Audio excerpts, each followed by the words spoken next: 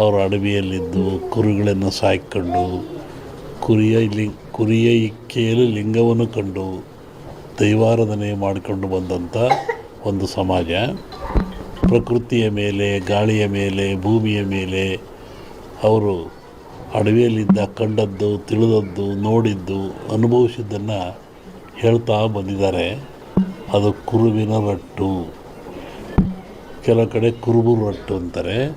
ಅದು ಕುರುಹಿನ ರಟ್ಟು, ಮುಂದೆ ಏನಾಗ ಕುರು ಅಂತ ರಟ್ಟು ಅಂತಕ್ಕಂಥದ್ದು. ಹಾಲು ಕೆಟ್ಟರು ಹಾಲು ಮತ್ತು ಸಮಾಜ ಕೆಡಲ್ಲ ಅಂತಾರೆ. ಹಕ್ಕ ಬುಕ್ಕರು ವಿಜಯ ಸಾಮ್ರಾಜ್ಯವನ್ನು ಕಟ್ಟಿದರು.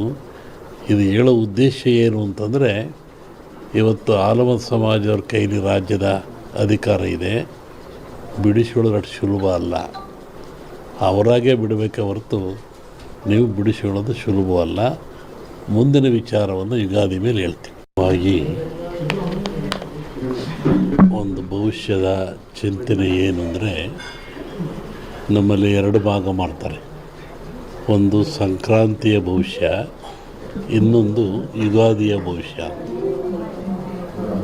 ಸಂಕ್ರಾಂತಿಯ ಭವಿಷ್ಯ ರಾಜರಿಗೆ, ಮಹಾರಾಜರುಗಳಿಗೆ, ದೊಡ್ಡ ದೊಡ್ಡ ವ್ಯಾಪಾರಸ್ಥರಿಗೆ ಮತ್ತು ಅನೇಕ ಘಟನೆಗಳು ಬರುವಂಥದ್ದು ಸಂಕ್ರಾಂತಿ ಪುರುಷನ ಮೇಲೆ ಹೇಳುವಂಥದ್ದು. ಇದು ಯುಗಾದಿ ಮೇಲೆ ಬರುವಂಥದ್ದು ಯಾವುದು ಅಂದರೆ ಚಂದ್ರಮಾನ ಯುಗಾದಿ. ಚಂದ್ರನನ್ನು ಆಧಾರವಾಗಿರಿಸಿಕೊಂಡು ಮಳೆ, ಬೆಳೆ, ನಾಡಿನ ಸುಭಿಕ್ಷತೆ, ಆಗುಹೋಗುಗಳು, ರಾಜರು, ಆಳ್ವಿಕೆಗಳು, ಅವಘಡಗಳು, ದುಃಖ ದುಮ್ಮಾನಗಳು, ಸಂತೋಷಗಳು, ಇದ್ರ ಮೇಲೆ ಹೇಳುವಂಥದ್ದು ಯುಗಾದಿಯ ಸಂವತ್ಸರ ಫಲ ಅಂತ.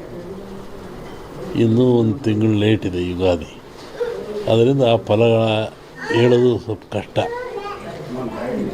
ಈಗ ನೀವು ಕೇಳುವಂಥದ್ದು ಏನು ಅಂತಂದರೆ, ಮಳೆ ಬೆಳೆಗಳು, ಆರೋಗ್ಯ ಮುಖ್ಯವಾಗಿ.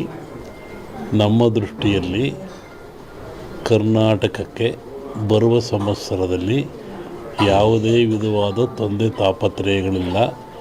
ಮಳೆ ಬೆಳೆಗಳು ಚೆನ್ನಾಗಿ ನಡೀತವೆ, ಸುಭಿಕ್ಷತೆ ಇರ್ತದೆ ಮತ್ತು ನಾಡಿನಲ್ಲಿ ಯಾವುದೇ ಕೊರತೆ ಕಾಣ್ತಾ ಇಲ್ಲ.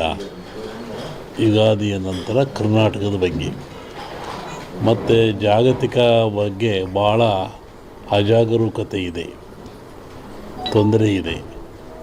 ಹೋದ ವರ್ಷಕ್ಕಿಂತಲೂ ಹೆಚ್ಚಿನ ಭೀಕರತೆ ಕಾಡುವ ಲಕ್ಷಣ ಇದೆ.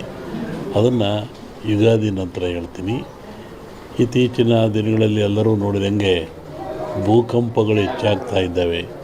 ಇದನ್ನು ಒದರಿಸುವೆ ಹೇಳಿದ್ವಿ ನಾವು. ಇದನ್ನು ಭೂಕಂಪಗಳು, ಭೂಮಿ ಅಗಲತಕ್ಕಂಥದ್ದು, ಜನರಿಗೆ ಸಾವು ನೋವು ಆಗ್ತಕ್ಕಂಥದ್ದು, ಕಟ್ಟಡಗಳು ಬೀಳ್ತಕ್ಕಂಥದ್ದು, ಇದು ಮುಂದುವರಿದ ಜೊತೆಗೆ ಭೂ ಸುನಾಮಿ, ಜಲ ಸುನಾಮಿ, ಬಾಹ್ಯ ಸುನಾಮಿ ಅಂತ. ಇಲ್ಲಿವರೆಗೂ ಬರೀ ಜಲ ಸುನಾಮಿ ಆಗ್ತಾಯಿತ್ತು. ಸಮುದ್ರದಲ್ಲಿ, ಸಾಗರದಲ್ಲಿ ಸುನಾಮಿ ಬಂದು ತೊಂದರೆ ಆಗ್ತಾಯಿತ್ತು. ಈ ಸತಿ ಭೂ ಸುನಾಮಿನೂ ಇದೆ. ಭೂಮಿ ಒಳಗೆ ಸುನಾಮಿಯಾಗಿ ಕಂದಗಾಗ್ಲಕ್ಕಂದು ಜಲ ಸುನಾಮಿನೂ ಹೆಚ್ಚಿದೆ. ಬಾಹ್ಯ ಸುನಾಮಿ ಅಂತ ಬಾಹ್ಯಾಕಾಶದಲ್ಲೂ ಆ ತೊಂದರೆ ಆಗ್ತಕ್ಕಂಥ ಲಕ್ಷಣ ಇದೆ. ಅದನ್ನು ಯುಗಾದಿ ನಂತರ ಹೇಳ್ತೀನಿ. ನೀವು ಭಾಳ ಅಪೇಕ್ಷೆ ಪಡುವಂಥದ್ದು ರಾಜಕೀಯ. ಏನಾಗುತ್ತೆ, ಏನಾಗ್ತಾರೆ, ಎಂತ ಆಗ್ತಾರೆ ಅಂತ ಒಂದು ಸಾಂಪ್ರದಾಯಿಕವಾದ ಮಾತು. ಎಲ್ಲ ಧರ್ಮಗಳು ಇದ್ದಾವೆ, ಎಲ್ಲ ಸಮಾಜಗಳು ಇದ್ದಾವೆ, ಎಲ್ಲ ವರ್ಗದವರು, ದೈವದವರು ಈ ಭೂಮಿಯಲ್ಲಿ ವಾಸ ಮಾಡ್ತಾ ಇದ್ದಾರೆ. ಒಂದು ಸಮಾಜ ಪ್ರಾಚೀನ ಕಾಲದಿಂದಲೂ ಸಹಿತ ಹಾಲುಮತ ಸಮಾಜ ಅಂತ ಕರೀತಾರೆ. ಹಾಲುಮತ ಸಮಾಜ ಅಂದರೆ ಅವರು ಅಡವಿಯಲ್ಲಿದ್ದು ಕುರಿಗಳನ್ನು ಸಾಕಿಕೊಂಡು 20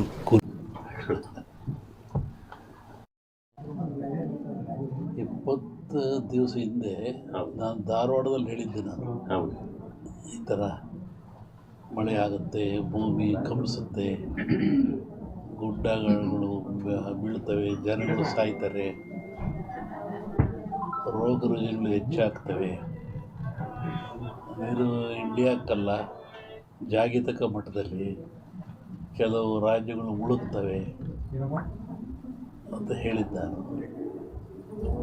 ಈಗ ಅದರ ಪ್ರಕಾರವಾಗಿ ನನ್ನ ಲೆಕ್ಕ ಇನ್ನೂ ಅಮಾವಾಸ್ಯೆವರೆಗೆ ಇರ್ತದೆ. ಅಮಾವಾಸ್ಯೆ ನಂತರ ಮತ್ತು ಬೇರೆ ಭಾಗದಲ್ಲಿ ಹೋಗ್ತದೆ ಅದು. ಒಟ್ಟಿಗೆ ಇದು ಕ್ರೋಧಿನಾಮ ಸಂವತ್ಸರ. ಕ್ರೋಧನ ಸಿಟ್ಟು ಅಂತ ನಮ್ಮ ಹಿಂದೂಗಳ ಪ್ರಕಾರವಾಗಿ. ಇದರಾಗ ಒಳ್ಳೆಯದು ಕೆಟ್ಟದಿದೆ. ಒಳ್ಳೆಯದಕ್ಕಿಂತ ಕೆಟ್ಟದೇ ಜಾಸ್ತಿ ಪ್ರಾಕೃತಿಕವಾಗಿ. ಹಾಗಾಗಿ ಪ್ರಾಕೃತಿಕ ದೋಷ ಇದು ಮುಂದುವರಿಯುತ್ತೆ.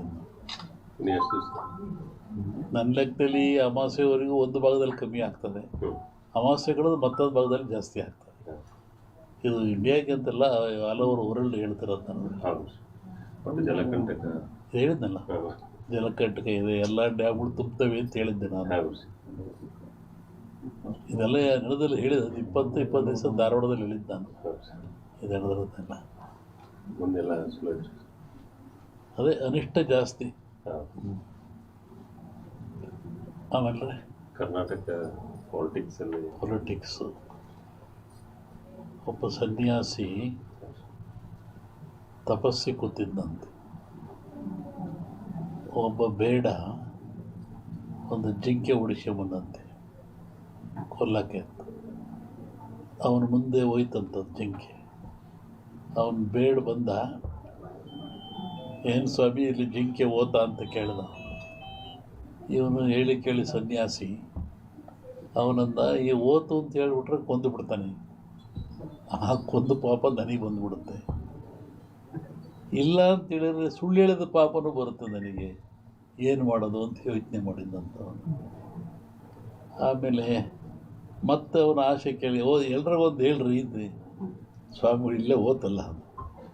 ಅದಕ್ಕೆ ಅವನು ಸನ್ಯಾಸಿ ಹೇಳಿದಂತೆ, ಯಾವುದು ನೋಡ್ತು ಅದಕ್ಕೆ ಮಾತಾಡೋಕ್ಕೆ ಬರಲ್ಲ, ಯಾವುದು ಮಾತಾಡ್ತು ಅದು ನೋಡಲಿಲ್ಲ, ಏನು ಮಾಡಪ್ಪ ನಾನು.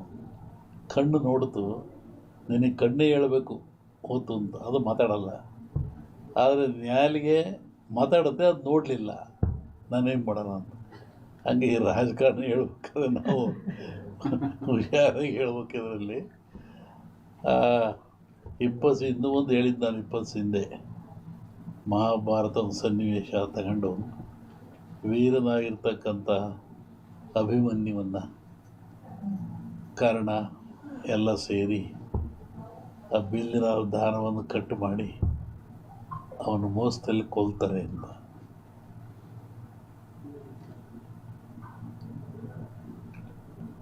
ಆಮೇಲೆ